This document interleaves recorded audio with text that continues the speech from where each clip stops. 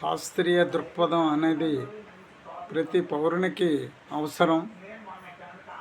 ఎమ్మెల్యేలు, ఎంపీలు, ఎమ్మెల్సీలు, మంత్రులకు అందరికీ కూడా శాస్త్రీయ దృక్పథం అనేది అవసరం. మూఢనమ్మకాలు సమాజంలో పేరుకుపోతున్నాయి.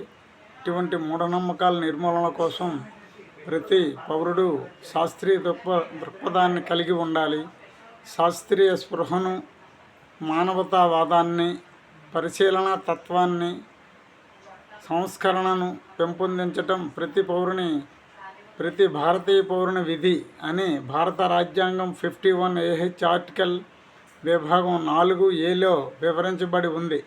కాబట్టి ప్రతి ప్రజాప్రతినిధి మూఢనమ్మకాల నిర్మూలన కోసం కృషి చేయాల్సిన అవసరం ఎంతైనా ఉంది.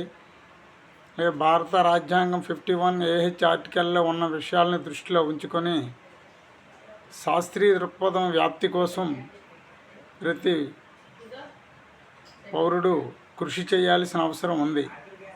కాబట్టి మూఢనమ్మకాలు నిర్మూలింపబడాలంటే శాస్త్రీయ దృక్పథం వ్యాప్తి కోసం భారతదేశంలో అన్ని ప్రాంతాల్లో చైతన్య సభలు పెట్టి ప్రజల్ని ఎడ్యుకేట్ చేయాలని కోరుతున్నాను.